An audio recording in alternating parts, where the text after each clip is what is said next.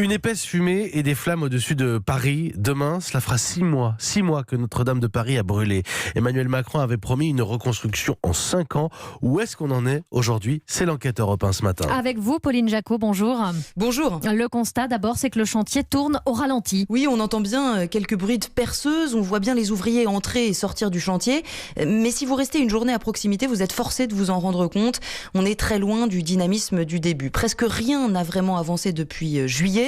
Au début, on devait pallier l'urgence, dit un ouvrier. Mais maintenant, on a l'impression que tout est bloqué. Un sentiment qui semble partagé parmi les ouvriers, les chefs de chantier et les architectes.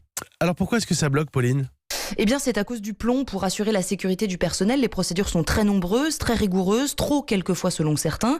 Un petit exemple, à chaque fois qu'un ouvrier passe d'une zone sale à une zone propre, c'est-à-dire une zone sans plomb, il doit enlever son masque, sa combinaison, ses gants, prendre une douche. Ça dure 10 minutes et ça peut être 6 fois par jour. Chaque semaine, on a l'impression qu'ils inventent une nouvelle règle, dit un chef de chantier, la dernière en date, l'interdiction d'utiliser les escaliers au-delà de 13 mètres.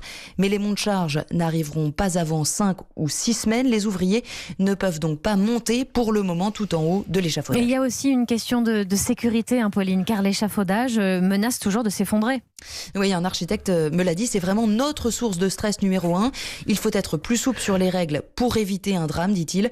Une frustration ressentie tous les jours par le recteur de Notre-Dame de Paris, Monseigneur Patrick Chauvet, agacé par toutes ces procédures. Je comprends très bien qu'on soit prudent. Je pense qu'il ne faut pas non plus que ça soit excessif, parce que ça crée une tension. Donc j'attends avec impatience que l'État, le préfet, prenne une décision pour alléger un peu. Il faut qu'on ne tarde pas trop pour qu'on ne dise pas un jour, tiens, l'échafaudage est tombé, on aurait pu éviter.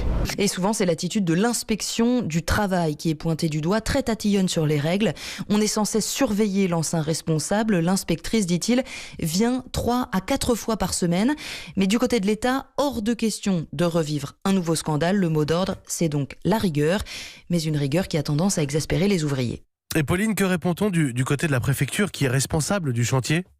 Eh bien, en résumé, 2 mots, contrainte nécessaire. Il faut assurer la sécurité, c'est le droit du travail, nous dit-on. La préfecture a tout de même décidé de lâcher un peu de lest. Des sanitaires et des points d'eau seront installés cette semaine dans les zones polluées pour éviter aux ouvriers d'avoir à prendre une douche à chaque fois qu'ils sortent de la zone. Enquête européen signée Pauline Jacot.